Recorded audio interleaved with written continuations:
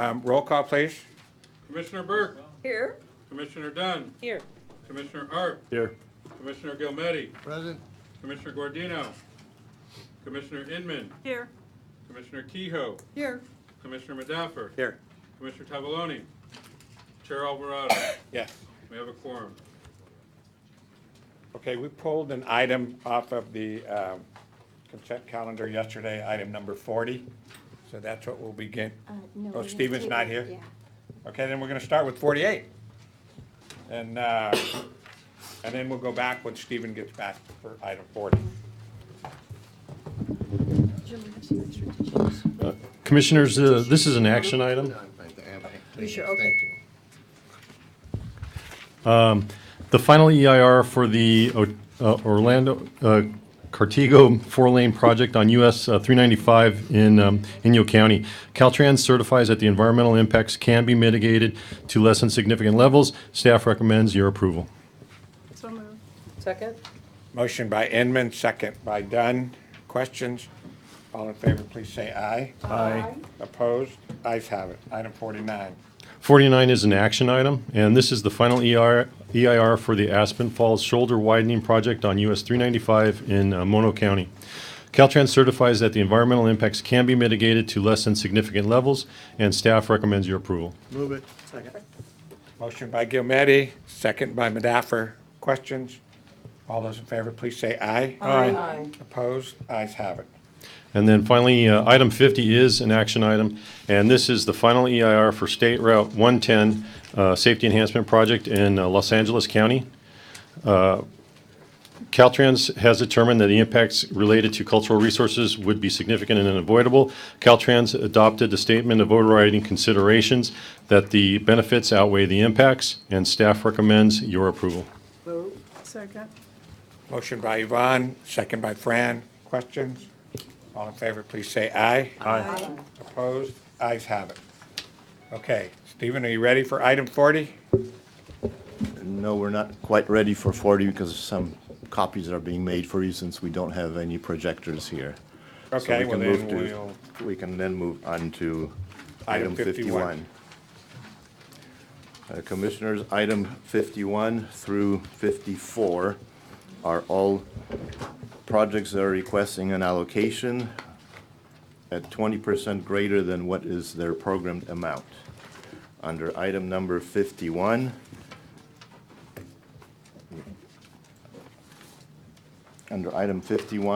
this is the Kramer Junction project that you heard the resolution of necessity on yesterday. This is a $192.6 million project. It's requesting an allocation for in the construction phase at 23.8% over the programmed amount, and for the construction support phase at $20 million at $27.6 over the programmed amount. Now, the story on this project is this is a CMIG pilot program project. It's in the STIP, and during the 2016 STIP financial crisis, the only way to maintain this project in the STIP was to program it over 3 separate fiscal years, which normally we don't do that, but in order to keep this project, that's what we had to do. Plus, we couldn't increase any of the programmed amounts on the project because we basically had no money in the STIP at that time. So now it is asking for the dollars it should have received back in 2016 but didn't. And we want to allocate it all at once. The CMGC contractor has already submitted his bid. His bid is within 3% of the independent estimate. The project is ready to go, and staff would be recommending that you allocate this project at its full $192.6 million for it to be, so construction can start. So moved. Second. Motion by Fran, second by Arp. Questions? All in favor, please say aye. Aye. Opposed? Ayes have it. 52. The next 52, 53, and 54 are all District 7 projects. The projects are all asking for allocations at greater than what they are programmed for. The reason we really highlighting these, besides them being over 20%, is that the write-ups basically on these projects are not very good. Exactly. It's difficult to tell what happened and how it happened and why it happened. But the bottom line is these projects are now designed, are ready to go, ready to be advertised, and reducing them to the program amount would not serve the taxpayers or the driving public very well, because whatever gets not allocated would have to be redesigned, and new projects would have to come back later on, and it would just increase the costs even further than these costs are. So staff would be recommending that you do allocate the full amount to these projects, 52, 53, and 54. And the district director is here to answer any questions that you might have on each or all of these projects. I'll move them. Mr. Chair, if we could just get an explanation from Caltrans, because I have to agree with Mr. Mahler. When you read the tab 52, for example, there is just no, it just gives a reason for increase, but it's pretty weak, and perhaps somebody from Caltrans could explain that for the benefit of the public.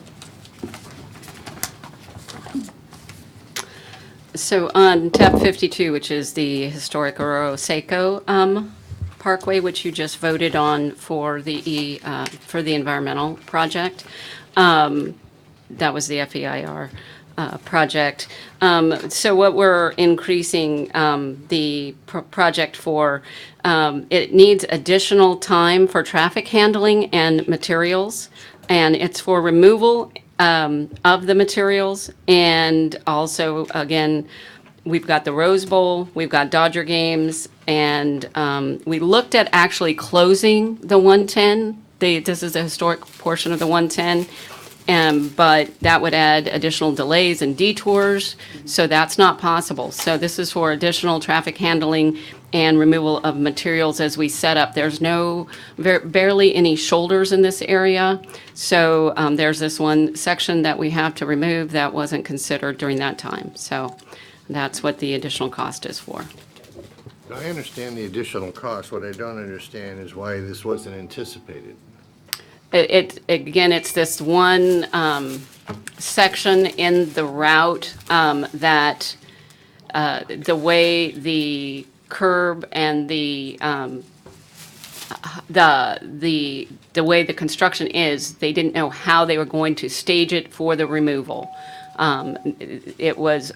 They did not know how they were going to handle that particular section for the traffic handling. Did they talk to outside contractors about difficulties in mobilization, et cetera, that would drive up the cost? Not at the time of the PID, they did not, no. This was at the time of the PID. I really think they need to do a little better job in terms of researching before you put these estimates together, because this is quite a large increase over what we thought we were going to be programming. But the real issue here is that people really didn't examine what it is. Most of these conditions were known conditions. They should have done a better job of guess estimating it at the time that they were originally programming it. It's a Yeah. 43% capital increase. That's not just a small number. Right, and I'd just like to mention that in 15-16, we had one supplemental of over 120 with 109 projects in District 7 with a $3 billion construction program. And in 16-17, we had two supplementals with 117 projects. And going into 17-18, we have these three. So hopefully we'll keep it down. So I know it's a lot, but given the magnitude of District 7's program, that is a small amount. So I do want to point that out. I know it looks like I'm up here a lot, but they are a small number. You're here because we love you. Have you changed your review procedures? I mean, are you reviewing all these, or is someone at a different level reviewing, double checking? We do review them. I didn't review that write-up as closely as I should have. I don't know that I signed off on these write-ups. I know Stephen had the concerns. We're bringing in a research writer, a technical writer, to make sure that the write-ups are clear and the write-ups are improved.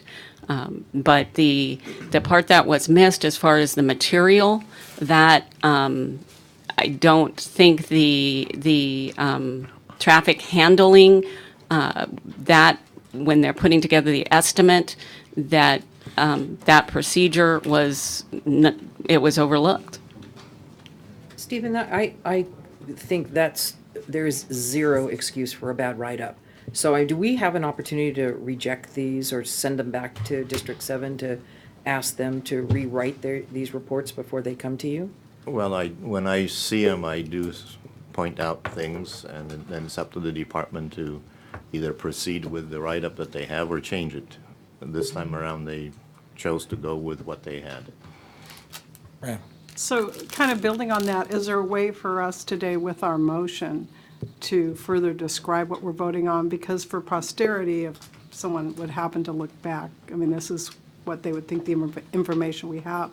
I mean, I personally drive that corridor and know it's very difficult. I mean, it's our first freeway, I think, ever in LA, and it's just crazy. I mean, you exit and you have 10 feet, I think, to get off the freeway. I would imagine that at the time that this was the PIDs were being developed, probably some very fresh junior staff member was working on this who did not realize the conditions out there and basically just Or had perhaps a site visit. Yeah, a site visit, or more experienced person would have had a much better estimate than the original I was estimate. just gonna say, how do you even develop the scope? Yeah. So, but it's We really. just have to do a better Yeah, job. the District 7 and the department needs to do a better job of describing what it is that is being brought before the commission. Okay, well, we beat this up enough. Well, you know, this So we is had a motion by Yvonne, Yeah. second by Fran. Questions? All in favor, please say aye. Aye. Opposed? Ayes have it. I Thank would sure you. like to see more, at least from this commissioner's perspective, give you a lot more liberal scope to be able to reject these things and say, come back with better written reports when they're unintelligible. But hopefully, Carrie, you won't have that problem if you're getting a better writer. Well, can I expand on that to our executive director? Perhaps at some point, the commission over the next couple of months ought to stipulate a standard to which this commission is going to accept as far as minimum standards when it comes to a project overrun like this. I don't think it's that difficult. Every district would then have it, the director would have it, and if it doesn't meet that standard, don't bother calling. Commissioners, I would just want to share with you, and I think some of you are aware of this, there were concerns that commission staff in the past was really working with Caltrans to ensure that the staff reports that were coming from Caltrans would be those kind of reports that you would all find as acceptable. We are not doing that anymore. I have directed our staff to rely upon the materials that are brought forward by Caltrans. They do belong to Caltrans. So with that in mind, I appreciate that, Commissioner Medeffer. Director Doherty and myself have had a few conversations recently about the commission meetings and the kind of information that you need to come forward. We've agreed to work together. And so I've also talked with Secretary Kelly, and I think, as part of my discussion with Director Doherty, it'll be about timing as well as the information is coming forward.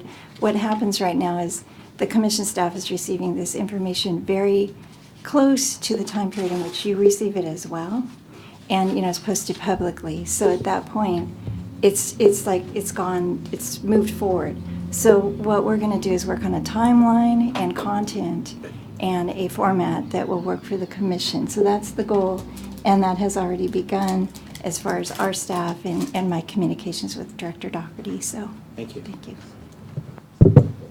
Item 55. We can go back to 40 if you please now. Let's finish the page Okay, let's finish. so that I don't get lost. I have Okay. issues.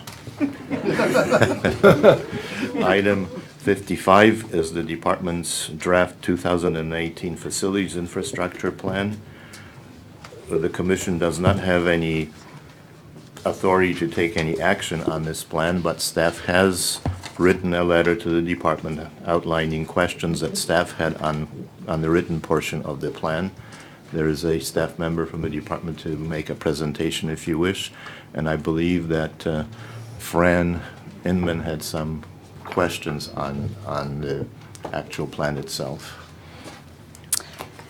Thank you, Stephen. Thank you, Commissioners. My name is Mary Ann Mitchell. I'm the Division Chief of the Division of Business Facilities and Security at Caltrans. Thank you for this opportunity to present this brief presentation on the 2018 Facilities Infrastructure Plan.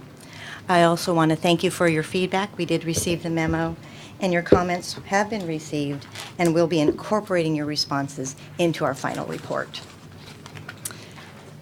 I had a series of slides. I believe you have the handout, but the talking points will be the Fip Reporting Requirements, our relationship between the program shop and the 2017 State Highway Systems Management Plan, project summary overview of the existing conditions of Caltrans office buildings, and the next steps for our office buildings. Caltrans is required to submit its 5-year infrastructure plan for office building projects to the Department of Finance on an annual basis. In addition to the requirements, we also provide information on our transportation-related facilities and resource conservation efforts. The facilities I'm referring to are equipment shops, maintenance stations, transportation management centers. The Facilities Infrastructure Plan is in sync with the 2017 State Highway System Management Plan for fiscal years 2018 and 19 through 22 and 23. We're working with the same information. This year, the Facility Infrastructure Plan identifies $57.5 million in capital costs and $23.1 million in support costs for a total of almost $81 million in project costs. These costs go towards office buildings, maintenance stations, and material laboratory projects. I've included an overview of our office building assets prioritized by age. 6 of our office buildings are in poor condition, with our oldest asset, the headquarters building, at the top of the list at 81 years old. I do want to note that our district office in Eureka underwent a modernization in 2015 and is in good condition. The next graphic indicates where assets are relative to the average building life cycle of 50 years. The life cycle is an industry standard for office buildings, and it's also used by the Department of General Services. There's a dotted line on this graph that shows the average building life cycle of 50 years, and as you can see, there's 7 buildings that are above that life cycle. So what are the next steps for Caltrans office buildings? Well, we're looking forward to inclusion in the Transportation Asset Management Plan. We've also conducted facility condition assessments on our buildings that are over 50 years old. We did this in order to perform an analysis of the high-risk assets and to help us prioritize and determine the conditions of our assets. While we're reviewing these reports, we'll be identifying the funding sources necessary to address those needs given our available resources, and we'll be pursuing strategies to fund capital outlay projects. That concludes my presentation. Thank you for your time, and if there are any questions. Questions? Brad? I do have some questions on this. I come in my day job from an asset-based company, so I'm used to asset management plans on a regular basis. And I think a part of the confusion was it's titled an infrastructure plan, which kind of says to me we're planning for our future needs. But an asset management plan is also woven in here, which is really the status of your existing needs and how you budget going forward. So I had a tough time with this in terms of the asset management side, and you kind of touch on it here, but then you sort of refer to another document. So to go from the list here and the, where they are in their useful life cycle to the projects that are selected as the priority projects, it kind of just leaped, and I didn't see that. And so I don't know if it's a blending of our future needs and our state of what we currently have. Also, we typically look at our operating and maintenance expense when we get into our capital decisions, so I'll use energy as an example. We in this state are diligently trying to reduce our energy consumption, and I'm going to guess that our headquarter building might not be the most efficient building in California. So to me, it's in the appendix, it talks a little bit about the lighting. I don't know if we changed every light in one building. I mean, it was a little disconnected, I thought, in terms of really being a valuable tool that we could take and say, the reality is, we need X. And I couldn't get to the numbers that you had without more detail of what we were talking about. And I mean, some of clearly safety is a priority issue, but there wasn't, I couldn't really see that we specifically said, okay, this is our tier one, safety is our first concern for all of us, so this is what we must do. Meeting our mutual goals is another one. And so it was difficult for me to really understand what this information was really providing. Well, this document was really intended for the office buildings. And it is a plan of where we think we'll be working on within the next 5 years. That's the document. And we've identified those items.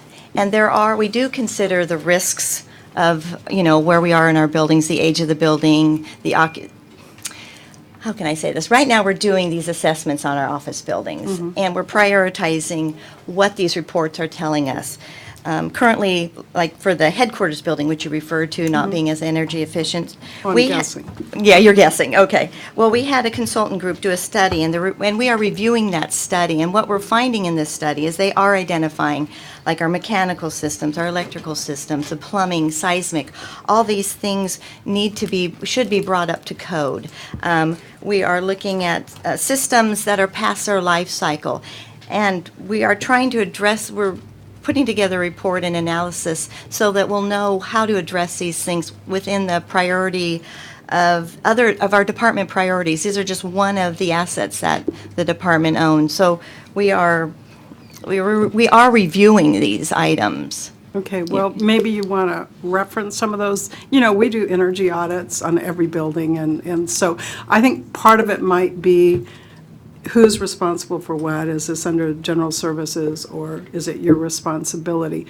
But I wouldn't say this is necessarily an all-inclusive tool that someone could look at and say, we've got 2 million square feet of bad roofs, and so when we have a roof leak, that's the kiss of, it's a black hole and you never get out of that corner. So I don't know. I'm happy to share kind of what the private sector does. Their association, Building Office Managers Association, has their templates and everything. If you're going to do the work, we need a tool that people can really, really use. Yeah, so how do we get to I think there were 2 District 7, poor Carrie's on the hot seat today, 2 District 7 projects that were identified in here, and I couldn't, in the write-up, I couldn't see how we got to those. How we got to those? Mm-hmm. Well, one of them is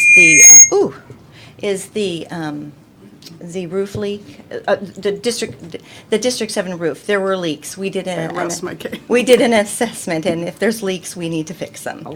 And the boilers needed some repairs. Well, it's a large building. We need to do those repairs. Okay. And so, But, if we sort by age, which would be, probably the place I would start most of the time, but, that building was built in 2004, so it wouldn't be on the top of my list of thinking that those were 2 of the 3 projects, yeah. I understand, but they did come to the surface, and we do need to address them to ensure that building lasts to the 50 years. So I guess my question would be, how do they come to the surface if it isn't this document that helps us Well, be it's aware done of those? within our division. We are doing, we're trying to be more proactive in doing assessments on the buildings. This last year, we've hired a consultant to do the assessments on the buildings of 50 years old. From there, we'll be able to prioritize what are the next things that we need to do, what's the most pressing issue. After we get through these buildings, we want to go and do it through our other buildings too, and have a plan of how we're going to address all the needs. I have a question. Let's do this, because Yeah. we're starting to burn daylight here. Okay. Why don't you guys come up with an outline Okay. of how you do it and bring it to our next meeting? And use a couple of buildings as an example, an old building, say the oldest building in the fleet, and then the youngest building in the fleet. Okay. And give us an idea of what you got to do for rehabilitation, how and why you do it, and then go to a new building, what you're going to do for maintenance and how and why you do it. All right. Give us an idea of, this is exactly what we do when we look at a building, and then we'll have a better idea. Okay. Because right now, we're just swapping ideas. Right. Okay? And could So I can add- you do that? Can we put her on the agenda for next meeting? We certainly can, and one more thing to consider when you do all of this is how do you then prioritize building a brand-new building versus fixing everything that you need to fix? Right. Okay? Okay. And just quick question, maybe it's in here somewhere, but I didn't see it. What pot of money does this get funded out of? Well, different items can be, we can be funded out of different items, different pots of money. We do get a facility budget. Some of the smaller repairs can be done out of that budget. When we have large capital projects, we'll need to go to the Department of Finance and get an allocation to do So those. you might want to give us examples of those, too. Okay. To answer Give your us a question, list of comes all the from the buckets shop. you got, Comes from the shop. and how a bucket will fit into the plan. Yeah, my recollection, when they retrofitted the District 4 office, that came out of shop. Most of the stuff comes from the shop. Okay, Okay. thank you. Thank you. Item 57. What? Item 57 is a continuation of our ZEV discussion that was started yesterday. 57 is a Caltrans presentation on their ZEV program. Staff has a few comments before we start in. Just as background, back in June, at the June meeting, the commission programmed 11 ZEV projects into the SHOP program. The request at that time was for $23.5 million. Commissioner Medaffer reduced that request to $1.78 million. So those were programmed just for the environmental phase of the ZEV program. Then 4 projects got allocated at, I believe, $0.64 million. The department is going to be coming in later on other agenda items to be requesting the allocation of the rest of the environmental phases, and we'll be asking for some design phases and some right-of-way phases for support. At this point, staff would like to point out that Senate Bill 1 does address the ZEVs, but it does says to the extent possible and cost-effective. What staff is really questioning here is not the value of ZEVs. We all love ZEVs. It's just that the department's program at $23.5 million and the 3637 location translates to about $650,000 per ZEV. The Energy Commission, with its guidance, says that when you install a level 2 charger, a move charger, and a fast charger, DC fast charger, and a expansion slot, that shouldn't cost you more than $150,000. Yes, given that some of these locations are remote and everything in place, it should cost probably a little bit more than what the Energy Commission indicates. But I still don't see how these things, and comparing the Energy Commission numbers to the department numbers, the departments, once you discount the environmental phase and the design phase, is coming at about $450,000. So there's a big cost disparity that we just do not understand why it is there. Another thing is when we compared the locations against the Energy Commission suggested locations, there's one location that we just don't understand. It's in the middle of a pretty much urbanized area. There are many level 2 chargers along that route. Yes, on that route, it's the 280. There might not be a fast charger, but there are fast chargers within a very reasonable distance of that site, like within 4 miles. So those are staff's questions, and the department can make its presentation. Thank you. Good morning. This presentation was actually one of a 3-part informational sequence, and I want again to thank the representatives from GoBiz and from the CEC who spoke yesterday. Our hope was to bring you all a view of the full set of programs that are supporting ZEV uptake and implementation and commercialization in the state. So I hope you have printouts of the PowerPoint, and I'll talk through it and reference it as we go. So the second slide has an outline of the ZEV program. Why don't I wait a minute and see? It looks, that, it has a Caltrans logo, and it says Caltrans Zero Emission Vehicle Program. And presentation, there you go. Okay, thank you. So I'll note that I was on the bus here this morning. I actually live nearby, and I was reading an article from The Economist from just last week entitled "The Death of the Internal Combustion Engine," and it ended with the two sentences, "But it will be a bumpy ride, buckle up." And I do think we're seeing some of the bumps here. And it was, I appreciated it, seeing the fact that, it's a struggle to get this started, to figure it out, to get it right. So hopefully we'll be working together to smooth some of the bumps. My second slide has an outline of the Department ZEV program. And I wanted to just describe that, and as I do so, make reference to some of the efforts around partnership, because I know that's been a concern of the commission, and we haven't yet had an opportunity to describe some of the ongoing activities around securing partnerships, both with public and private sector entities. So I'll go through this outline and mention some of that. So first category in terms of the department's ZEV program is around fleet, which includes our department equipment.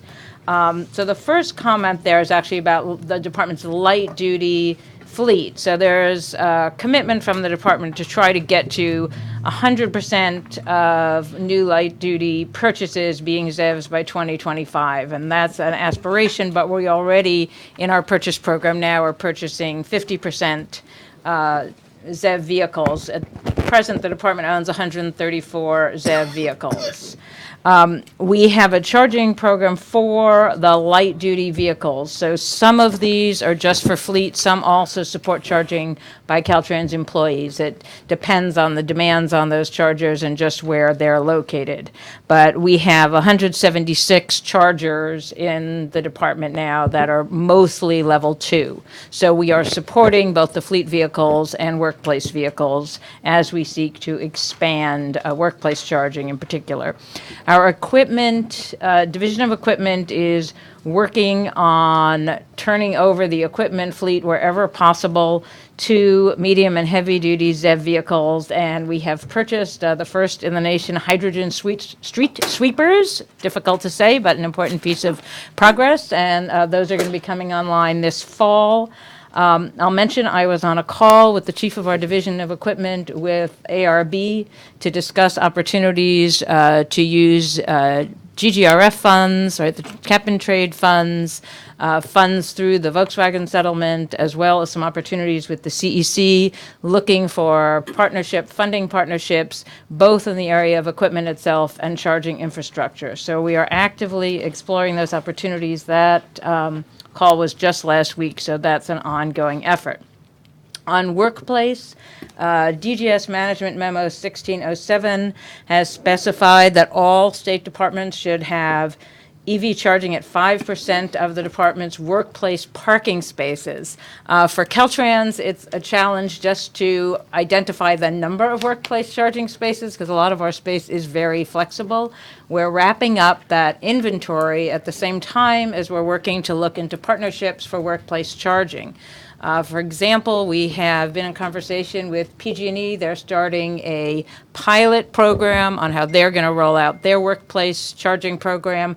They're interested, I know, in the Bay Bridge Plaza. There's been a site visit out there with District 4. I've heard a number of questions from commissioners about, are we working with the independent operator, the utilities? We are working with the utilities. That's one of the areas of potential coordination with PG&E.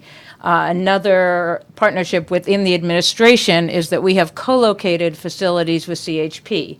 CHP has really already done quite well in installing workplace charging, and we're working on a set of agreements that will enable us to work through their contract for workplace charging at the co-located facilities so we can take advantage of that opportunity. So that's another ongoing partnership effort. On the freight side, I think you're all aware the department's been very involved in the Sustainable Freight Action Plan. Some aspects of that plan are ZEV-related, again, in the medium and heavy-duty area, and the department has some specific implementation responsibilities, and those activities are ongoing. On public charging infrastructure, we are looking for 3 department-owned sites for retail hydrogen fueling stations on department land. The department owns, I believe, 20 fuel cell vehicles, and right now they're charged at commercial sites, and we're looking for partnerships. District 5 has a site in San Luis Obispo that is kind of the one that's out ahead in terms of looking for these 3 locations. The item that Stephen was referring to and that we discussed in June is the 30 and 30 program that the department is charged with installing DC fast chargers on department properties, including safety and roadside rest areas by 2018. That's the allocation request, which will be coming to you shortly. Another aspect of public charging is the installation of highway signage. There's a new bill on this, AB 1633, to really spur the implementation of signage to identify public charging infrastructure. Tyson and John both stressed the importance of lead by example, which is one of the themes of the Governor's ZEV Action Program, and that is also an aim of the department's activities. We're participating in the Governor's Interagency Task Force, which Tyson leads, collaborating with external stakeholders and continually exploring these partnership opportunities. I want to mention specifically the Volkswagen settlement because there have been quite a few questions about this. So first thing that helped me to learn was the Volkswagen settlement is under the banner of Electrify America. So when you hear Electrify America, that's the Volkswagen settlement.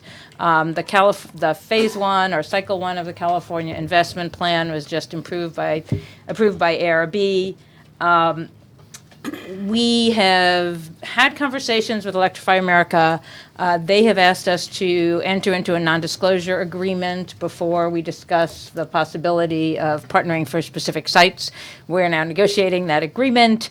We need to bring to their attention the possibility of Public Records Act requests so that we are not able to make a commitment to their information never being divulged. And I just mention this because regrettably, there's time needed to negotiate this agreement. You know, they sent us an agreement we couldn't enter into because of Public Records Act concerns, so we're now in the back and forth. But we are looking at that opportunity. I will say, and some of you may have had a chance to look at their material, they are highlighting metropolitan areas. They have specific aims. So it's not a grant program. They have commercial objectives.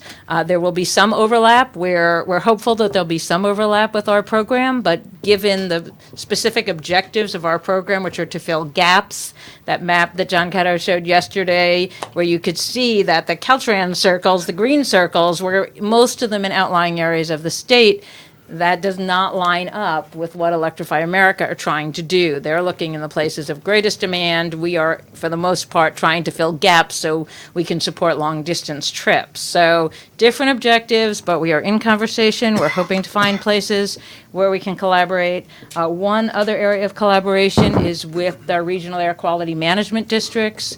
We're actively working. The one that's out ahead is Monterey Bay Air Resources District, very interested in the Camp Robert Safety and Roadside Rest Area, and so that's a possibility in terms of collaboration that is ongoing. So that's the broad outline of the project. Again, the allocation request is specifically on one point, which is 30 and 30. But let me stop and see if there are any questions on the project overview. Mr. Chair. Well, go ahead.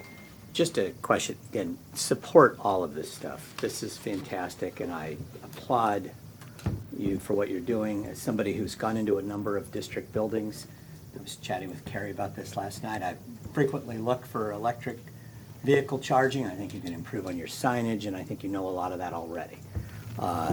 And I love the idea of what you're doing and where you're going.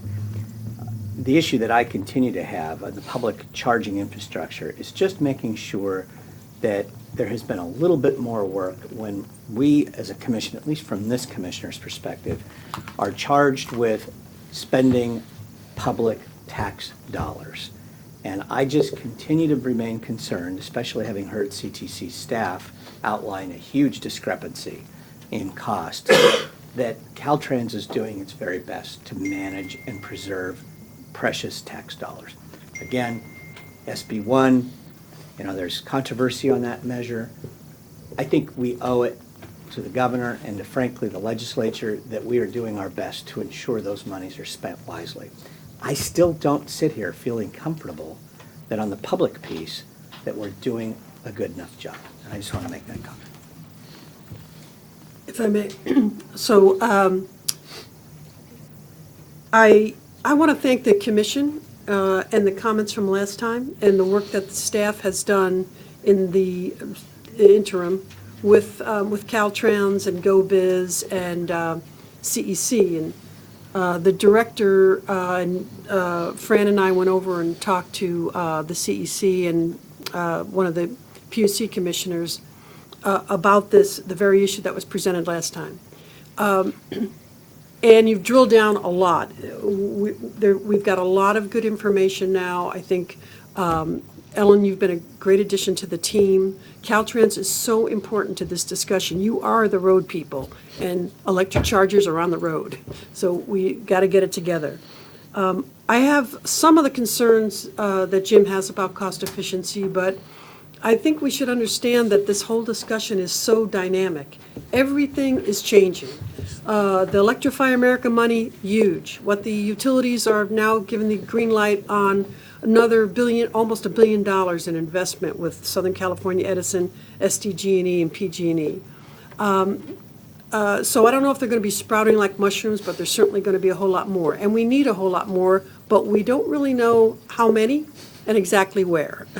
And that's not going to change in the near future. So we need to continue to work on these things. So cost efficiency, the management of these things, if Caltrans is going to own and operate them, I got some questions about free electricity, and I know there's all kinds of rules about what you can do and not, but when you get free electricity, you're going to have a different kind of activity around that charger than a company that's charging for charging. So, let's think ahead as much as we can, even though there are a lot of unknowns.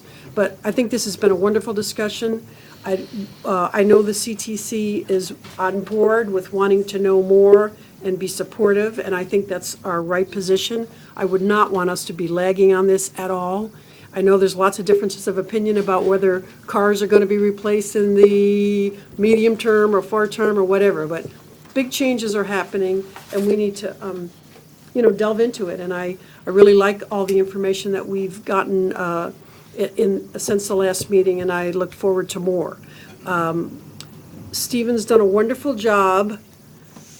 I personally would, give Caltrans a little bit more flexibility on the money, maybe not today, but sooner or later, because I do think you're going to be figuring things out, and some of these places may be far more expensive than what we've seen in the past. We should be filling in the gaps. We're not a commercial operation. Let ChargePoint and EVgo and Electrify America do the easy places. And then, as you can tell, I have a lot of thoughts about this, but I'll be quiet now because I know the chair wants to keep things moving. But this is an ongoing discussion, and I think it's a very, very important one for the CTC to be engaged with. Does anybody else want to say something? I just want to say very fast. Go ahead. I was very impressed with that Ford presentation. Yeah. And because I think we have to look at the economics and the issue in terms of the percentage of disadvantaged people who are utilizing each one of these methods. And I suspect with hybrids, you have a very diverse population. And I'm not sure I know what the population is as it relates to electric. And I say that we're a Tesla owner. And I know where I see Teslas and where I don't see Teslas. all due respect. I do think that we should have some data on this. When I look at this and I see these maps, I'd like to really get some real understanding of what we're doing, where we're aiming. And I particularly, not just disadvantaged urban, I think we have to look at the rural people too. And that is taking Sorry, place. Mr. Buxby. I ran as fast as I could. And obviously, I think, cost to us is important. I come out of the construction side, so I'm very questionable about the cost of this thing. I talked to Brian yesterday. I think we need to involve some design build in these projects. Yep. Because I'm looking at what we're trying to spend on this stuff, and I just can't justify it. I just really can't. And, when you're at a roadside rest facility and we're talking about going into a full EIR on that, I don't know why we can't get it to a negative deck. There's a lot of things on this that are really starting to raise red flags. And so I think we need to bring in, whether it's, here's the head we need, here's how high it's got to be, here's how many it's got to be in each one, give us an idea of what it's going to take. Because basically, it's trenching, conduit, and hooking it up. And how we get to 150 grand on that, I have absolutely no idea. 400. Well, I thought, okay, yeah, we're at 400. But the target was 150? Yes. I don't get it. So I think before and I understand, we need to go here. I'm a diesel guy, so. First, we're going to get you into the 20th century. We need to go there. You can get that little electric car to pull my boat, I'm on board. Move my freight first. Mine can. But, I think we need to just, we need to move forward, but we need to slow down, because when we cut the ribbon on that first one, there's going to be a price on it. And that price is not just financial. Exactly. We do not want to be the people cutting the ribbon on a joke. Okay. We do not want to be the butt of a lot of people's jokes on, this is how government works. So I think we need to move forward as fast as we can. Same time, we need to completely understand that money is an object. May I make a few comments in response, because I very much appreciate the concerns. So I think we in the department share the expectation that as we move into the PS&E phase, these costs will come down. And as the commission is approving the projects on a phase-by-phase basis, you will be receiving those subsequent allocation requests and be able to see that progress as the folks working on developing the projects are working at a greater level of detail, because the initial estimates were really done at quite a high level of detail. So we share both the expectation and the hope that the costs will come down, as well as the expectation that we'll be successful with some of the partnership opportunities. And I want to ask if design build has ever been in the So conversation. we had a conversation, and I'm sure others are going to step in. I was part of an initial conversation about this. It's not an area in which I've been active previously. I was given to understand that the department has a limitation on the number of design build projects it can enter into, and the scale of these projects. If there are a limited number of design build opportunities, it may not be appropriate choices. That's what I heard. We'll Well, then I think defer what we to need to do others is- for further is- conversation. Here's I think Malcolm. we need to ask both chairs of both committees that look at, we need a legislative exemption on just charging stations.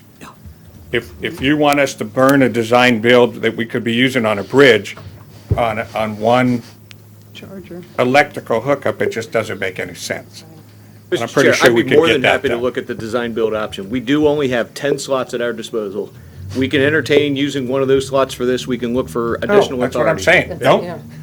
Don't waste it. Don't So waste now it. you're gonna stand in front of the camera and say, well, we're not gonna do this bridge design build because I gotta do this charging station. And everybody's gonna look at us and go, that's smart. Well, That's not what they're gonna say. So let's talk to Jim and Jim. Let's see if we can't get something on an emergency deal, because this is, if you talk to the air board, if we talk to everybody, this is a priority. And nobody disagrees. And nobody disagrees with it. So I don't know why we can't get this thing through fairly quickly. And then we'll move on after this. I'm sorry. I should have just let it die, but I can't. I think that wholeheartedly supporting getting this done. I think the question is how and at the most efficient price and delivery. I would suggest perhaps we have a little task force of our commission to continue to try to help be a bridge, so to speak, in terms of getting us across the goal line. I mean, you have in here, in the facilities plan, that we have 96 charging stations and we plan to go to 147. I don't know, I asked the Energy Commission if those were on their map and they couldn't really confirm that. And so I just want to make sure that everybody really is kind of integrated in this solution, because if you just look at this, for 100 or 96 charging stations for 134 vehicles, someone could, say, wait, you need to have more density. And if we have 134, I can't tell if this is all vehicles or pieces of equipment, because it could be there are some difference there. 134 light-duty vehicles at this time, and I believe the CEC map was showing only public locations, the public fast charging locations. So these are mostly level 2, some are actually level 1 at department locations, so separate Okay, lists. but our mission is to reduce greenhouse gases, so maybe part of the question, do we have to have these that are existing not be open to others? If we don't have enough of our vehicles to charge, there may be a higher utilization. I don't know, I'm sure you have some stats on what kind of utilization, because I'd look at this and say, we'll get more electric, 134 out of how many? It's the 12,000 is a number of pieces of equipment and light duty? It's about 3,500 light-duty vehicles in total. Okay. So it's the cycling through of the fleet is where we are increasing, the light-duty percentage as rapidly as we can. But, and medium duty, I think we're real close to having a zero-emission medium duty, and I don't know how large that universe is. I don't have that figure with me. Okay, but anyway, my proposal, Mr. Chair, is maybe a little task force of any of you who's willing to get more into the details and see how we can we want to be part of the solution and want to add value and at the same time protect every precious dollar to deliver for the public, because we all know that SB1 is still under a lot of criticism. Our fellow commissioner can tell you the attack she had on the social media last night, so yeah. One sentence, Mr. Chairman. I just have to say it for the record, this is sort of like the perfect opportunity for a P3, and we have no authority to do this. I mean, we will never know that the private sector wouldn't be interested in doing the gap in exchange for also doing something in a high-traffic area that would be far more cost-effective and help them sell cars. Do you see what I'm saying? So it's just, with all the good work that our folks in Caltrans do, this is not what I would perceive to be the most cost-effective. And when we're all, as we have just heard, under the gun for supporting Prop 1B, SB1, and that it's under the gun, and certainly in my area, for being repealed, we have to really be like Caesar's wife, and do the right thing by our tax dollars. So I concur with all of our commissioners that this is absolutely our present and our future. We have to do this right. We have to do this right. Okay, we're going to move on. Thank you very much, Al. Thank you. Okay, item 58. Yes, Commissioners, item 58 is a request to program the design and right-of-way support phases for 3 of the ZAF projects that were programmed into the SHOP program. And The design phase is at a total of $1.3 million, and the right-of-way support phase is at $498,000. Staff would recommend at this time that you do program these two phases into the SHOP program. So moved. I'll second that. Again, we want to keep this moving along, and this is a compromise from the last meeting. Question? Short one. Does this include environmental work? No, this is for the design work and for the right-of-way support work. I'll hold my question to 59. There's a motion by Christine, second by Jim. Further questions? All in favor, please say aye. Aye. Opposed? Ayes have it. Item 59. Item 59 is actually a allocation request. Under this item, the department is requesting $1.1 million in environmental work on 5 of the ZAF projects, $1.6 million for the design phase, and $0.2 million for the right-of-way phase.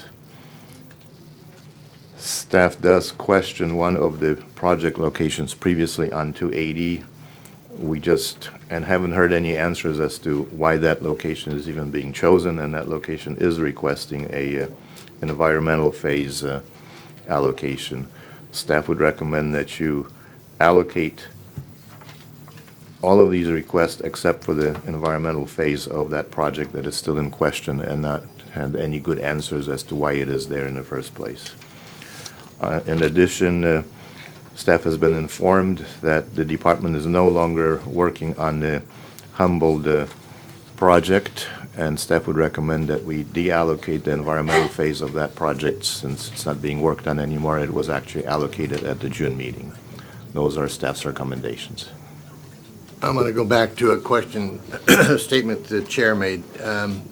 These are simple little things. Why we're doing a full-blown environmental report and not doing a negative deck is beyond me, because I don't know anyone who wants to sue this project. I know the staff typically wants to bulletproof EIRs, but it seems to me like we're wasting $1.1 million doing 5 environmental impact reports. May I respond to some of the questions? Thank you. These estimates are not based on an expectation of full environmental reports, but there are some site-specific studies that are required associated with the electrical extensions, the trenching, et cetera. We have 2 projects on tribal lands, and we need to do focused environmental studies. There is no expectation that there will be full environmental impact reports. $1.1 million is an awful lot of money for just doing little focus reports then.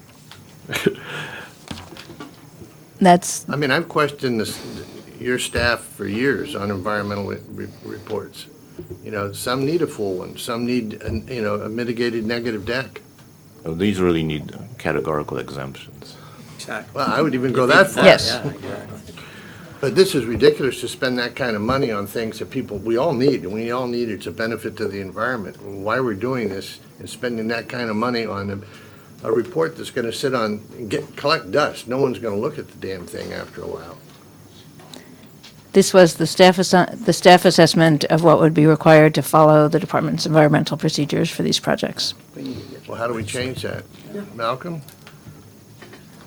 Look, if you do the division, you got 5 projects, 5 locations, trenching on 2 of them on tribal land, $200,000 to the environmental document. We're only going to do the number of assessments and studies that we need to do, technical evaluations.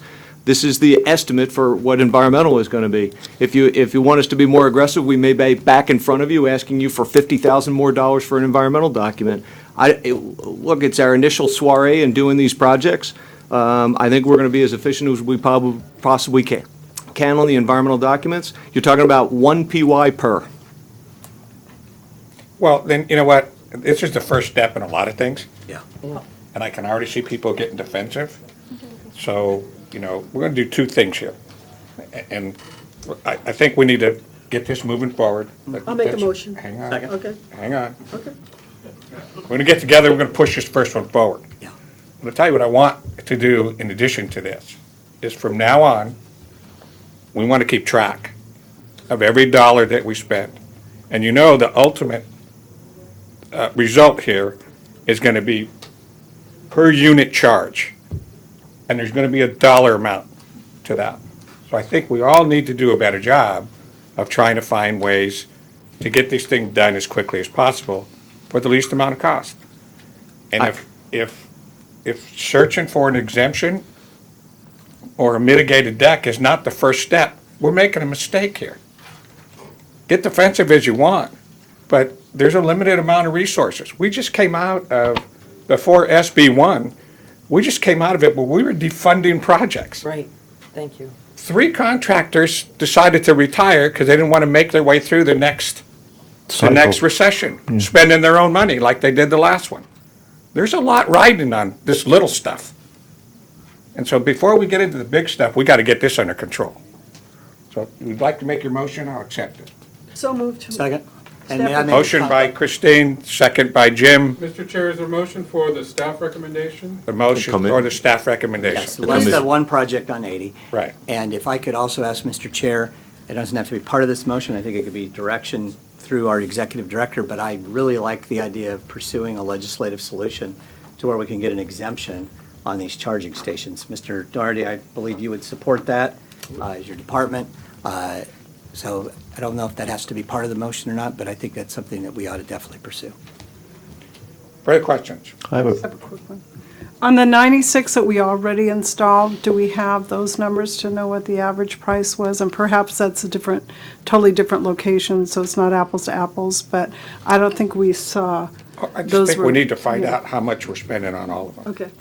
So on the ones that were already in. We're already in. We could provide Ones that that are coming information. out. All of those facilities are at existing maintenance stations, office buildings, parking lots, so they're very local to existing facilities that we have, but we're more than happy to provide any information we have on those too. And are you planning for the future? Chris mentioned the speed of change in this, so I think we want to make sure that whatever, by the time we get it in, it's not yesterday's news. So do we have some flexibility in there? No, I think we do, as far as expansion, as well as the makeup of our future fleet. We're trying to anticipate that. I will tell you, of the 96 locations we have now, typically there is high demand for those charging stations between our own vehicles and employees' vehicles. There's people waiting in line and trying to get to those charging stations. So the ones that we already have installed are a priority for our electric vehicles, but there's high demand on them, and we're trying to anticipate an increase of electric vehicles in our fleet. And do we, on the personal ones, is that free power? It is. It is. Okay. Thank you. Yeah, just, I know it's a smaller number than the environmental, but given the location of these, all on, rest stops and park and ride places and things, what are we spending the right-of-way support for? I believe there's some right-of-way needed in some cases in order to actually do the trenching, which Okay. may be outside We of have the to bring Caltrans. power in. The Okay. Caltrans right-of-way, yeah. Mr. Chair, one quick, what happened with 280? I'd be happy to speak to that. So the 280 location was one of a number of locations that were first proposed by District 4 and then included in the department's assessment against a set of criteria, and then that went to the CEC and came back. There was a gap along 280. At the time the CEC looked at it, they did an assessment to other available charging opportunities. And since that time, I don't know if these are recently installed or if they didn't come to the CEC's attention, but as Stephen correctly noted, there are now 2 DC fast charging opportunities along El Camino in San Mateo County. They're about 4 miles from the Edgewood Park and Ride lot, which is the proposed location. So it is a different and a unique case. It is a very heavily traveled corridor. Given the level of congestion in that corridor, I think drivers would consider it a great benefit to have an opportunity to charge right along the corridor rather than getting off and dealing with El Camino.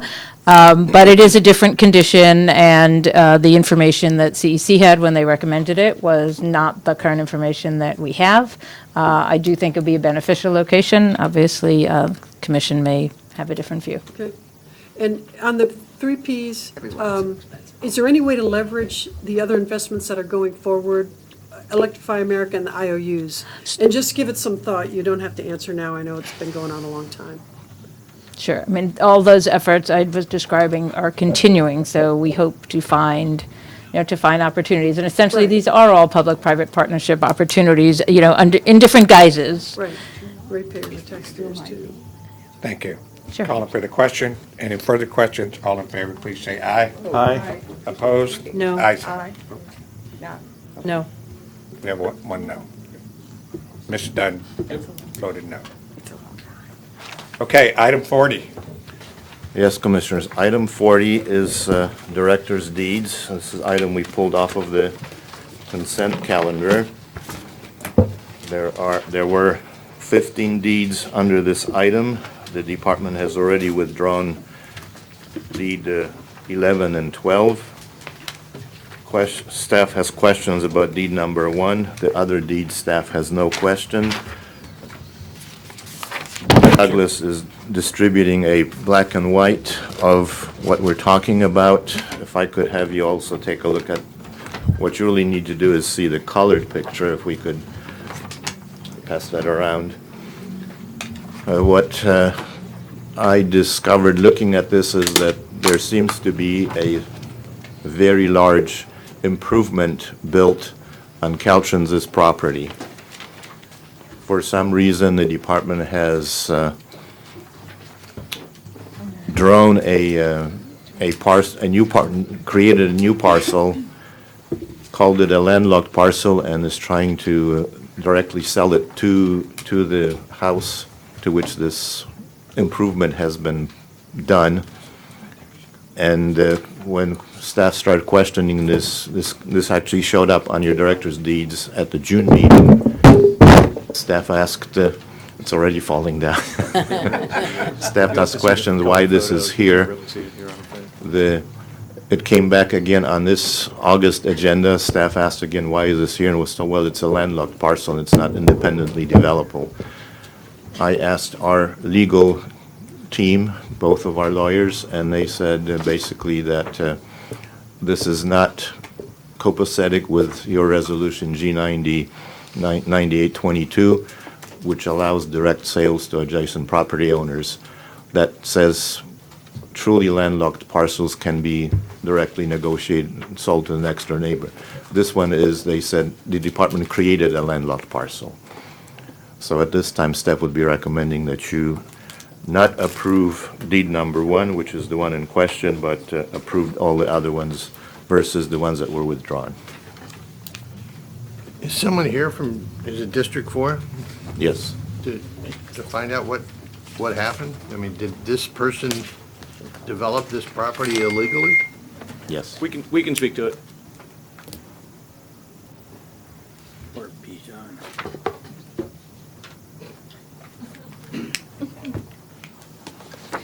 Good morning, Commissioners. Bishan Sartibi with Caltrans District 4. This property actually, as Commissioner Gedmedi stated, was developed illegally. This is on a hillside, which is actually unstable. It is just west of the Caldecott Tunnel on the tunnel road. The property owner, there are 5 or 6 parcels. If you look at the aerial map that I think Stephen provided, there are 5 or 6 homes in that one section. The department owns the entire hillside minus those properties. The home in question developed further downhill of their property line into state property. The hillside is unstable. The entire hillside is not developable. It cannot develop that property. Well, you seem to think so. Yeah. Lawn and irrigation's the answer. And removal of the development would create tremendous risk for the department because of the instability of the hillside itself. So there's an option of red tag removal of the unpermitted and the illegal encroachment into the state property, but that proposition would be a high risk for the department because the hillside we know is not stable. So the option that the department came up with, and this homeowner, the current owner, is not the person who actually did this. It is the prior owner that did the development. So this homeowner came in after the fact and is trying to just clean things up and bring this into the property ownership. And the department see this as the best interest of the state to do that rather than red tagging and demanding that the improvement be removed because of the instability of the hillside. So, Bijan, you're telling us that the current owner bought this not knowing that all of its stuff is there? And why is the department not evaluating the value of that stuff? Why are you selling it to him as if it was raw land? This guy did something illegal. Even if he wasn't, the current owner is not the one who did the work. It would have shown up on our title report that he doesn't own that property. Somebody else is liable. It may be the past owner, it may be the title company, et cetera. But if you're telling me the hillside is unstable, that's still a big risk for the department and the state. My feeling is that you ought to go to court and have him remove that and stabilize the hill that he disturbed, the previous owner. But I don't think you should be creating a separate parcel, quite frankly, to cover up what someone did illegally. That's crazy. You're setting a very, very bad precedent. Yeah, I certainly do not support the action that the property owner or the prior property owner did. And so I agree with the statement that they should not be rewarded for doing illegal construction on property that they don't own. But we're in a bad position of a high risk. You still have the high risk. I was just gonna say, You haven't lost any if this any hill risk. slides, And if we you say knew- it's unstable as it is, and we do what we do today, and this thing comes down, We're still if I'm liable. the homeowner, I'm gonna say, well, they knew it was there, they did it, they're responsible for it, and I'll save my house. Commissioners, it's hard to argue with you as far as the illegal encroachment, whether it was unintentional or intentional. The situation we have now is we have improvements, basically a layered deck on the back of a property. We can do two things. We can sell it at fair market value, which he's willing to pay for, or we can red tag it, make him rip it out, and then we can own it again. I just assume excess the property out. It's going to be back in our inventory, and there's nothing I can do with it. They're willing to pay fair market value, but those are the two choices we have. The reason it's in inventory is because you're trying to protect an unstable hillside. That's why it's in inventory.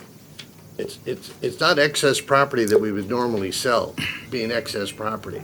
There's a reason it's there. And you're disturbing the reason by allowing this to happen. I couldn't support this. Mr. Chairman, why isn't he indemnifying? The first step. I mean, if he wants to do it, let him indemnify it. Well, Then sell him the whole hillside and let him deal with it. and The state's out of it. And by the way, the department is not selling it at the appraised value of those improvements. It's actually giving zero value to those improvements. It's selling the property as raw land. Once it's indemnified, it's okay. That was his property. Just so no one has to have any life. $72,000. So I think there is a problem here. The department never approached us to identify what the problem is. We didn't start finding anything out until the day before the commission meeting. There needs to be probably a solution to this thing, but right now this is, from Well, what you know I see, not the right solution. Let's do this. Let's bring it back. Yes, yes. Let's research it a little bit farther and bring it back. It might have fallen into the, down by the time we did. Well, if it does, it does. Right, back to God. He pays for it, he provides the cost of it. But we're gonna bring this back. No What loss. would you put like it us to on. look at differently? I'm sorry? What would you like us to look at differently, or bring it Indemnification would back? be one. Well, that I want certainly you to is- bring us options on liability, number one. Indemnify against liability. Want a better research done by the attorneys, both yours and ours, and seeing if we can be identified if something happens to this thing.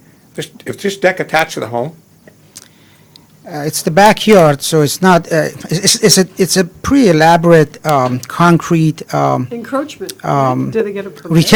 retaining walls and other improvements. It's If not a this- wooden deck. one of the things I want to know is if we do this and that deck falls down the hill, this unstable hill, and drags this house down with it, are we responsible for rebuilding the home? There's a whole lot of things we need to find out that you can bring back to us. Okay. And we'll find out about those next month. All right, thank So you. you haven't signed off on anything yet, right? No, but I mean, at this point, it's improvements in our right-of-way. Yeah. Illegal encroachment, albeit, Procedure. but I just assume get that out of our inventory as quick as possible. And that will be fine, as long as we know what the liabilities are when we do that. And right now, we obviously don't know that. We can't answer those questions. Do we have an answer to that question, is we transfer to them for fair market value, whether or not we're transferring the, any liability on stability of the hillside to them with that property? No, I don't All have right. that answer, but We'll do that research. Geotech did clear this specific site as being okay to sell. Okay. So we'll find out next month. Thank you. Thank you. So I guess I need to restate my motion, or my recommendation. Yep, we're just gonna It's just the one. bring it back next month But the What about rest of had- it- with a new recommendation. And then what are the other ones? Well, no, the other one, staff would be recommending that you approve deed number 2, 3, 4, 5, 6, 7, 8, 9, 10, 13, 14, and 15. 11 and 12 are withdrawn, and this deed number 1 would be coming back at the next commission meeting. So moved. Second? Motion by Christine, second by Lucy. Further questions? All those in favor, please say aye. Aye. Opposed? Ayes have it. Okay. We're running about an hour and a half behind, so we're gonna have to step on it. No, we're going to plug it in. So item 60. Okay, Commissioners, tab 60 is an action item that requests the addition of 80 new projects into the 2016 shop and amendments to 13 program projects. 60. Thank you. Tab item 60.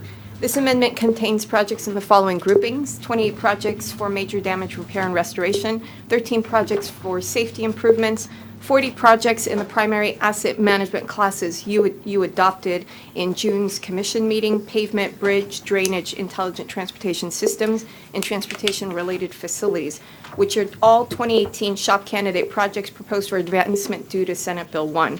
Added to the book item materials is a letter dated August 14th from Director Doherty providing additional support for one particular project. It is project number 10, San Francisco Oakland Bay Bridge Maintenance Complex New Training Facility. And by way of background, just want to give the commissioners a background. When facilities are funded through the shop, you heard under a previous tab item that the department must provide a facilities infrastructure plan that's approved by the Department of Finance, and the commissioners had a number of questions regarding that. But there are 3 steps that must be taken for facilities to be funded. It must be in a current or previous facilities infrastructure plan and approved by the Department of Finance. It must be considered at the highest priority for the project's transportation asset management protocols. I say protocols, as you recall from the June commission meeting, the transportation asset management plan, which is subject to the commission's approval under SB 486, is not due to the commission until July 2020. However, the department is in implementing some of those protocols, and one of those protocols is identifying that any facility that is to be funded out of the shop is within the highest priorities of the department. Lastly, that project or that facility must be included or amended into a current shop. Staff has reviewed this request, provided the additional support provided by Director Doherty, and this request is consistent with the Commission's recently adopted interim shop guidelines. Therefore, staff recommends approval of the amendment request for 81 new projects and revisions to 13 currently programmed projects. Department staff are available if you have any questions about any projects on tab 60. Move approval. Motion by Madaffer, second by Burke. Questions? Just a quick question. We're accelerating some projects here. Can you give me like 1 or 2 lines on what Caltrans is doing to streamline these existing projects forward? Well, this includes, I believe this list of projects, the 13 projects, includes the 18, 19 projects that are being accelerated into the 17, 18 projects. Yeah. Right now, we would be staffing up slightly with vacancies and then also utilizing our overtime resources to be able to add that to our existing portfolio. I don't believe that that list of projects contains any design build or CMGC projects, if I recall. Okay, so it might be nice to see next time streamlining of the process, what internally, as opposed to just adding more bodies. That would be good to know. Okay. Thanks. Further questions? All those in favor, please say aye. Aye. Opposed? Ayes have it. Item 61. Commissioners, item 61 is an action item requesting an allocation of $664 million for 70 projects. All these projects are included in the Commission-adopted 2016 SHOP or amended by Commission action. All projects presented in the yellow attachment are delivered and ready for allocation. And primarily these projects were the projects that were delivered mid to late June and had a 2-month extension at the last meeting. Now they're ready to go. So moved. Second? Who made the motion? Second by Madaffer. Did you make the motion, Jim? Motion by Arp, second by Madaffer. Questions? All in favor, please say aye. Aye. Opposed? Ayes have it. Item 62. Commissioners, item 62 is an action item for $140 million of pre-construction support on 159 projects. These projects are in the Commission-approved 2016 SHOP or have been amended through Commission actions. So moved. Second. Motion by Madaffer, second by Gilmetti. Questions? All in favor, please say aye. Aye. Opposed? Ayes have it. 63. Would like to take 63 and 64 together. They're the same project. Commissioners, at the June 2017 Commission meeting, a clerical error was made in the department's vote request for the East Sand Slough Bridge project. Tab item 63 is a request to rescind that June 27 construction allocation, and item 64 is a request for an allocation at the corrected amount. Staff has reviewed and recommends your approval. Move it. Okay. Motion by Gilmetti, second by Dunn. Further questions? Which amount was more? This time, 300K. All in favor, please say aye. Aye. Opposed? Ayes have it. 65. Commissioners, item 65 is an action item. This is a financial allocation request for the Western Placerville Interchange Phase 2 project in El Dorado County for $5,242,000. Staff has reviewed this request and finds it consistent with STIP guidelines and the program. Staff recommends your approval. So moved. Second. Motion. I lost it. Motion by Gilmetti, second by Art. Jim's. Questions? All in favor, please say aye. Aye. Opposed? Ayes have it. 66. Tab 66 is an action item. This is, It's all about you. Great idea. Great idea. It was just to defund the commission. That was This is a STIP allocation for 25 locally administered STIP projects off the state highway system for $7,922,000. Staff has reviewed this request and finds it consistent with STIP guidelines and the program. Staff recommends your approval. So moved. Motion by Madaffer, second by Burke. Questions? All in favor, please say aye. Aye. Opposed? Ayes have it. Item 67. Item 67 is an action item. This is a request for 3 financial allocations for 2 projects in the transit and intercity rail capital program for $7,765,000. Staff recommends your approval. Move it. Second. Motion by Madaffer, second by Art. Further questions? All in favor, please say aye. Aye. Opposed? Ayes have it. Item 68. Item 68 is an action item. This is a program amendment to the Proposition 1A High-Speed Passenger Train Bond Program. This amendment proposes to update the delivery schedule and program an additional $985,000 to the construction phase of the Sacramento Intermodal Facility Project.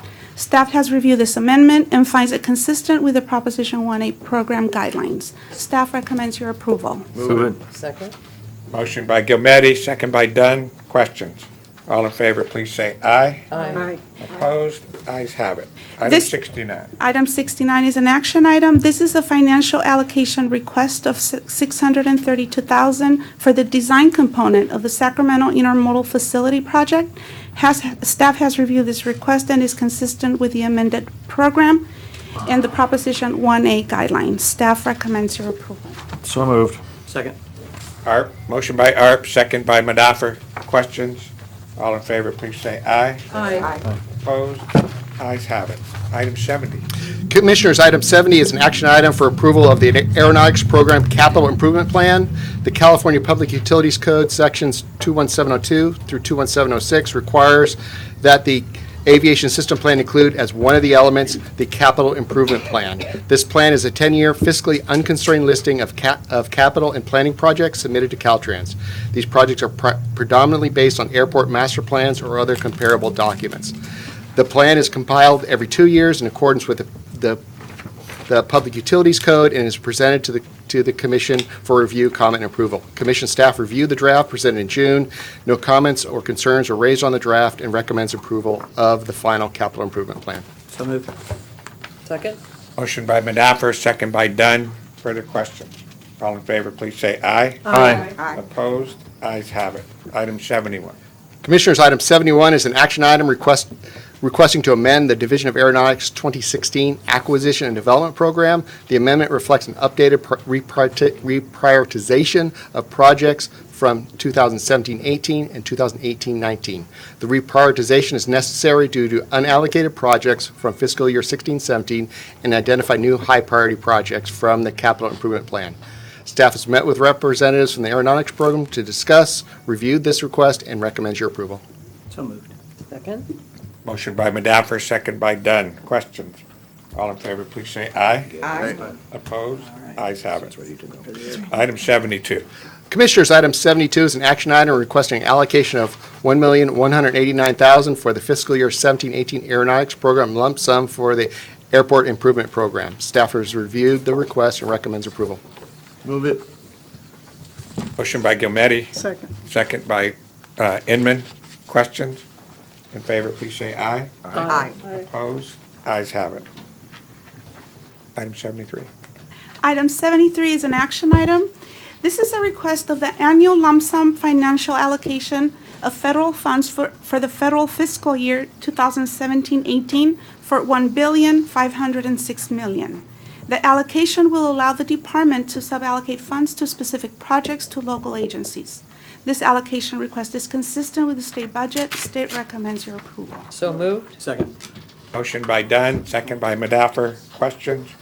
All in favor, please say aye. Aye. Opposed? Ayes have it. Item 74 is also an action item. This request is to increase the state lump sum allocation for fiscal year 2017-18 by $25 million. This is for the Freeway Service Patrol services that were approved under SB 1. At the June Commission meeting, the Commission approved the state lump sum amount of $106,078,000. So this will increase that amount. Staff has reviewed this request and finds it consistent with the state budget. Staff recommends your approval. So moved. Second. Motion by Modafer, second by Art. Questions? All in favor, please say aye. Aye. Opposed? Ayes have it. Item 75, please. Good morning, Commissioners. Tabs 75, 76, and 78 are three action items regarding the I-80 SR-65 interchange project in Placer County. Tab 75 is an action item to add the I-80 SR-65 interchange Phase 1 project in Placer County into the TCIF program for $3.6 million. I-80 is part of the National Highway Freight Network currently in this area. I-80 carries about 9,000 trucks and 150,000 vehicles per day. Staff has reviewed the TCIF application and finds it consistent with the TCIF guidelines. Staff recommends your approval. So moved. Second. There's one who Motion by- drives that interchange frequently. Motion by Art, who's dear to his heart. Second was by Gilmetti. I drive the same thing. Well, we're taking care of a lot of issues today. Any questions? All about me. It's all about them. All in favor, please say aye. Aye. Opposed? Ayes have it. Tab 76 is an action item to approve the baseline agreement for the same project in accordance with the Commission's TCIF guidelines. The Placer County Transportation Planning Agency has provided an executed project baseline agreement. The staff has reviewed the agreement and recommends your approval. So moved. Second. Motion by Art, second drive by that too. Gilmetti. Same road. No questions. All in favor, please say aye. Aye. Opposed? Ayes have it. If I may go to item 78, it relates to the same project. Three actions. This is an action item to allocate $3.6 million of TCIF funds for the IADSR 65 interchange project. Total project cost is $11.9 million. The remaining $8.3 million is funded with combination of local and federal funds. Staff has reviewed the allocation request and recommends your approval. Move the dadgum thing. Motion by Harp, second by Gilmetti. Questions, all in favor, please say aye. Aye. Opposed? Ayes have it. Tab 77 is an action item to approve amendment to the baseline agreement for the US 101 Marine Sonoma Narrows TCIF project. The commission approved the adoption of this project into the TCIF in January 2017 for $3 million and approved the baseline agreement in March 2017. The proposed amendment does not change any TCIF programming or the total project cost. It only involves exchanges of federal and local funds and updates the construction start date. Staff has reviewed the amendment to the agreement and recommends your approval. Second. Motion by Gilmetti, second by Harp. He's been in Petaluma before. I lived there for 20 years. I had that bottleneck too. You gotta need to find better places to live. I gotta find a place without a bottleneck. Questions? All those in favor, please say aye. Aye. Opposed? Ayes have it. Item 79, Laura. Commissioners, this is an action item. This item is to allocate $4,252,000 in active transportation funds to 12 projects. Staff has reviewed these allocations and found them consistent with the ATP guidelines and recommends your approval. So moved. Second? Motion by Modafer, second by Dunn. Questions? All in favor, please say aye. Aye. Opposed? Ayes have it. Item 80. Commissioners, this is an action item to approve an advance allocation of $1,379,000 in active transportation funds to one project programmed in fiscal year 1819. The project is the West La Mesa pedestrian and bicycle connectivity project in the city of La Mesa. The local agency is ready to proceed with the project. Staff has reviewed this allocation and found it consistent with the ATP guidelines and with the ATP policy on project amendments and advanced project allocations. Therefore, staff recommends your approval. I'll move it. Second. Motion by Burke, second by Christine. Further questions? All in favor, please say aye. Aye. Opposed? Ayes have it. Tab 81. Commissioners, this is an action item to approve an advance allocation of $2,550,000 in active transportation funds to one project programmed in fiscal year 1920. The project is the Downtown Los Angeles Arts District Pedestrian and Cyclist Safety Project in the city of Los Angeles. The local agency is ready to proceed with the project. Staff has reviewed this allocation and found it consistent with the ATP guidelines and with the ATP policy on project amendments and advanced project allocations. Therefore, staff recommends your approval. Move. Motion by Burke, second by Dunn. Questions? All in favor, please say aye. Aye. Opposed? Ayes have it. Item 82. Commissioners, this is an action item. This item is to approve the request to extend the period of contract award for the City of Baldwin Park Main Avenue Corridor Complete Streets Improvement Project in Los Angeles County. Staff has reviewed this request and found it consistent with the ATP guidelines. Staff recommends approving this request as shown on the yellow time extension table. Move. Motion by Burke, Second. second by Dunn. Questions? All in favor, please say aye. Aye. Opposed? Ayes have it. Commissioners, item 83 is an action item requesting contract award extension on two SHOP projects. Project 1 was withdrawn prior to the commission meeting by the department.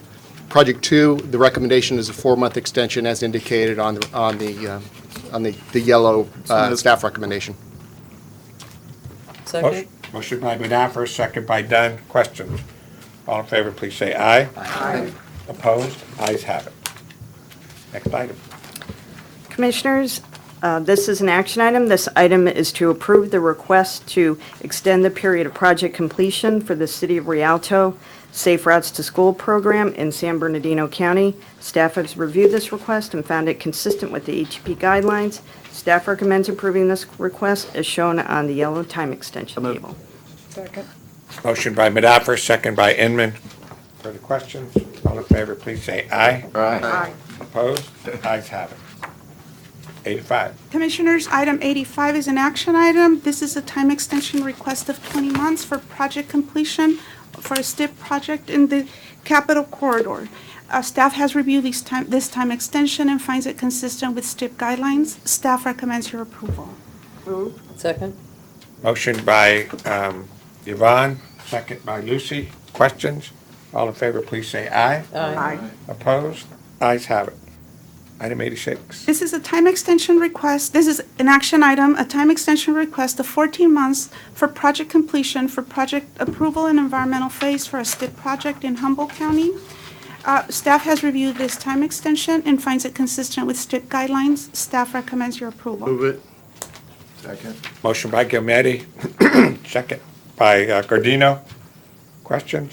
All in favor, please say aye. Aye. Opposed? Ayes have it. Item 87. Yes, Commissioners, the last three items are right-of-way matters. Only one of them is controversial, the other two are not. And controversial one is the first one. We'll decide what's controversial. We can make them all controversial if you want. Only if it's a bottleneck. 87. 87 is an airspace lease. The City of San Francisco, through its Trans-Bay Joint Power Authority, is requesting that the department lease the airspace to the TJPA. There is some controversy about what the value of this parcel is. The department believes there's some value to it. San Francisco believes it's not. Staff would be siding with San Francisco. We would make the following recommendation, that the lease term be for 5 years with 10 permitted extensions. The use be a public park only, no changes in the permitted use. The rent will be $1 per year. The building of the park and then maintaining and operating the facility in a clean and safe condition is the TJPA's responsibility, and that all other Caltrans airspace lease provisions remain applicable. I believe that the City of San Francisco would like to modify the lease term that the staff was recommending. Good morning, Commissioners. Sorry. Mark Zabani, I'm the Executive Director with the Trans-Bay Joint Powers Authority. I do want to thank you very much for your continued support of the Transit Center project. This item is not controversial at all. We're all on the same page. We like the price, and we appreciate Caltrans' guidance in helping us come to an agreement. The three parcels in question that are encompassed in this agreement will be combined with other parcels that the TGPA owns and the city owns to build the park under the freeway structures. 20% of the park will be the Caltrans parcels, and 80% of the park will be TGPA parcels and city parcels. The park will be built to provide some valuable pedestrian and bike connections to the Trans-Bay Transit Center. So we appreciate your support. We do like to change the lease terms in that in the initial lease term, instead of having it for 5 years, we'd like to have it for 10 years. We'll be putting about a $20 million investment in building the park, and would like some headway at the very beginning. And we promise to make sure that the park is managed properly, clean, and the homeless situation is managed properly. Stephen, I'd love to hear your feedback on the request of 10 years rather than 5. To me, that makes sense, but I'd love to. I have no problem. Originally, I was going to recommend a 50-year lease term, but the chair wanted to be a shorter lease term. So I was just accommodating the chair. Right. Okay, so you knocked off a 0 and put it at 5. Okay. Yes. I would move this forward for a number of reasons. It makes use of land that is otherwise pretty much not going to be used. It's going to be, we're assured, well-maintained, and to help with issues around homelessness. San Francisco has, like many of our urban and increasingly suburban and rural areas, quite a challenge with homelessness. This doesn't mean San Francisco isn't going to continue to try to address that issue in a humane and effective way. It means that they're going to make sure that this park doesn't become an inappropriate place for the homeless to live, when we should be providing a better place for people who are homeless to live. Again,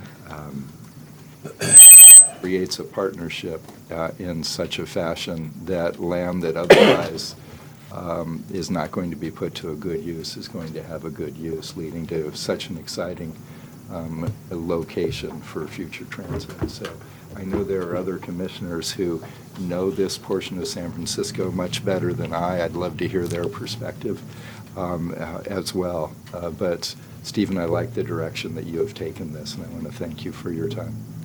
Mr. Madaffer and then Mr. Gumetti. Thank you. The specific question I have, when I look at this parcel, the one that ends in T11A or T11B, what's the use on the lots that are adjacent to the leases?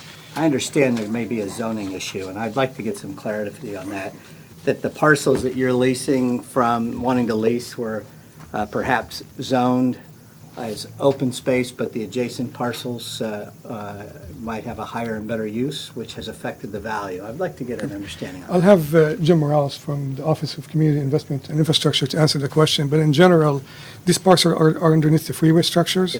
All adjacent parcels are built out as buildings. All right, well, maybe that's Yes, Jim Morales, General Counsel for OCII. That is correct. Most of the adjacent properties are zoned for private development and have been or are in the process of being developed. These parcels in particular that Caltrans owns in the right-of-way have long been zoned as a public district going back 30, 40 years. Okay, so it's not a recent, I was under the impression from something I read or heard that there were some recent zoning changes that were a little troubling. It's nice to zone the stuff that you want at a cheap price, but a lousy zone, and you keep the good zone for the stuff you want to redevelop. Well, so to be clear, these parcels have been in a public district for many, many years, and under that public district zoning, parking is not permitted as a principal use. There has been, over time, some allowance for conditional uses on some of the parcels, and that remains in effect for one of the three parcels that you are considering. But the most important point is that parking has never been a principal permitted use, and that would have been the most valuable use at one time.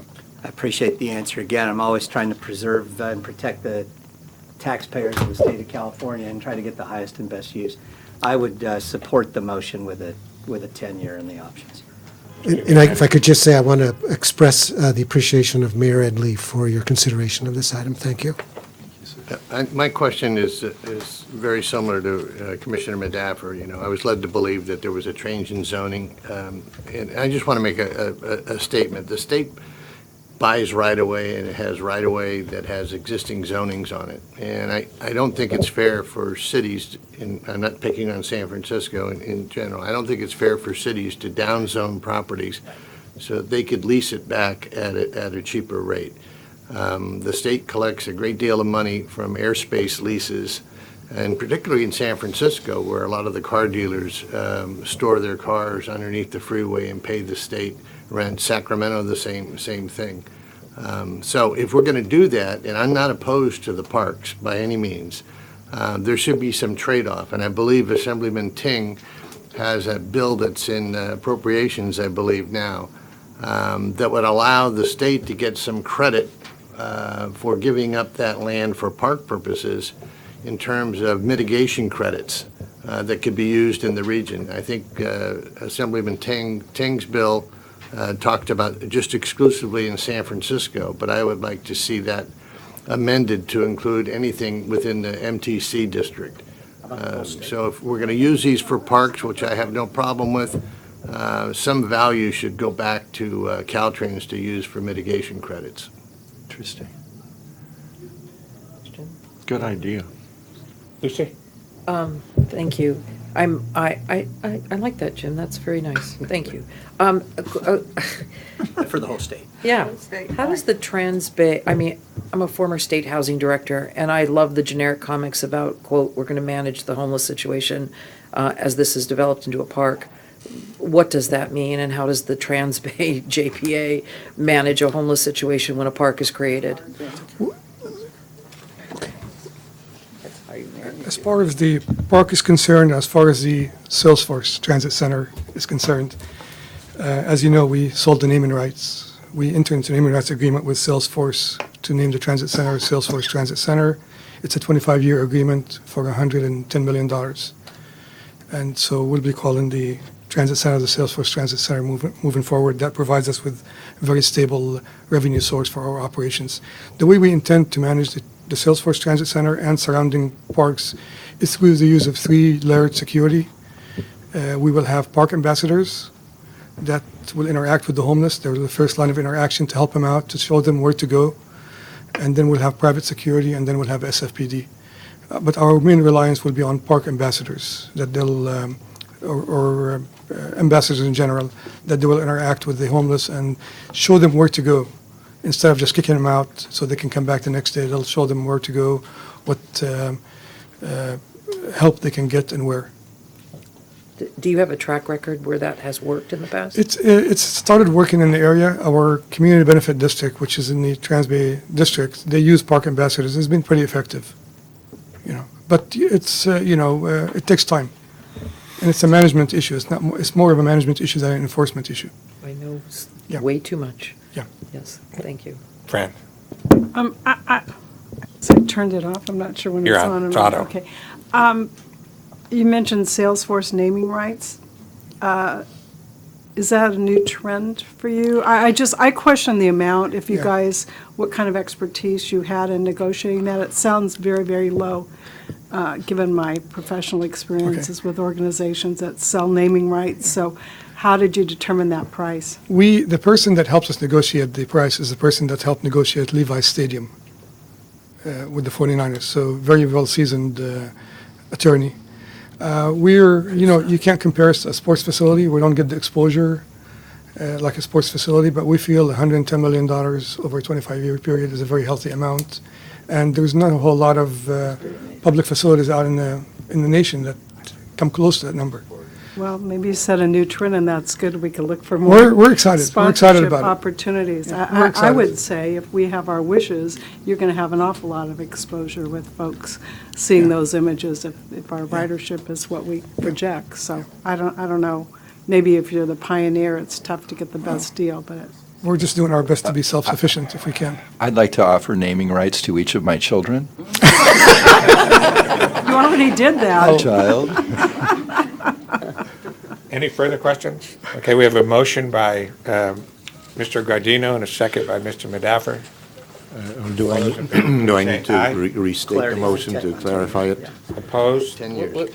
Stephen's asking for clarification. It was 10 Restate the years instead of 5. Yeah, I made the recommendation. I guess I need to restate it now because of the request from San Francisco that the lease term would be for 10 years with 5 renewable periods.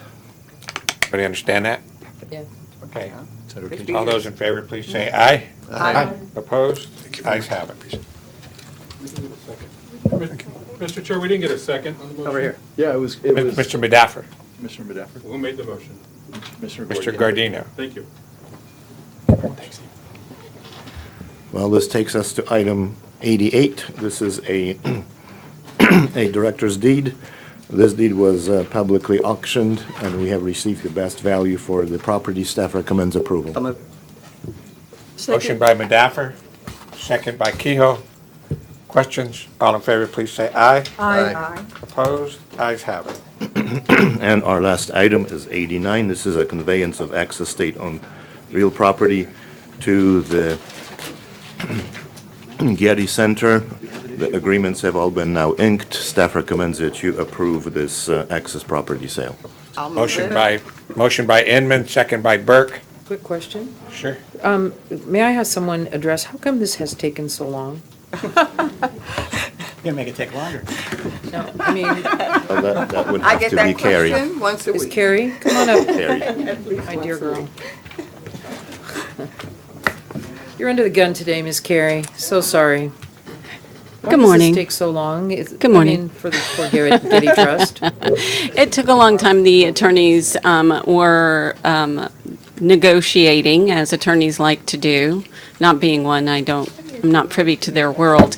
But apparently, the Getty attorneys did not want the word highway in the contract. They did not want us to ever widen Highway Interstate 405, right down to 4 o'clock yesterday. They reached out to Stephen on some of these issues, and he let them know we could not do some of these things. So there were some real good sticking points, and they were bound and determined on some of these. Money was never an issue. But yeah, so on some of the major things, they were resolved. There were 3 sticking points right up until the end, which was yesterday at 4:00. Sounds like a couple of attorneys need to lose their jobs. Thank you. I think she may want to. Commissioner, I was also briefed on this item, and they wanted us to convey rights to them that we just couldn't do in a highway easement deed, so that's on and on and on. Thank you. Full Okay. Employment Act. Do you want to? Do you want to speak? Okay. Oh, Cindy's here.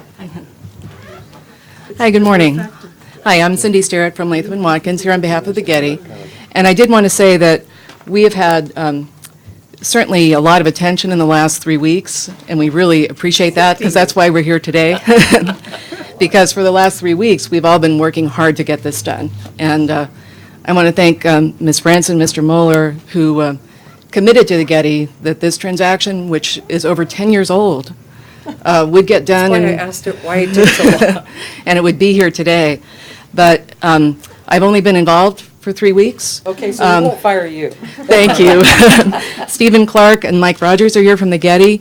They have been working with Caltrans, again, for over 10 years on this project. It's been a very collegial relationship.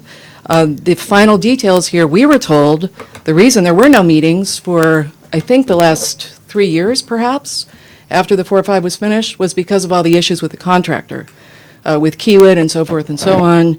When I got involved to help Stephen about 3 weeks ago, we were given a contract that said January 2016 on it. And so that's what we've all worked hard to bring to you today. So the good news is, I think everyone has worked it out. The Getty and Caltrans will be neighbors forever on the 405. We look forward to continuing to have a good relationship, and we really appreciate being here today. Thanks, Cindy. Thank you. Any further questions? All those in favor, please say aye. Aye. Opposed? Ayes have it. Is there any public comment? And I guess we're done. May I just ask, could we have an update on the IG situation at the next meeting? On the what? Inspector General? Okay. Inspector General. Can we just say, is Christina still here? Yes. Christina, stand up. Christina. We just say a big thank you Yes. to Christina for your dedicated service, and we're going to miss you, but we definitely wish you well, so. Thank you.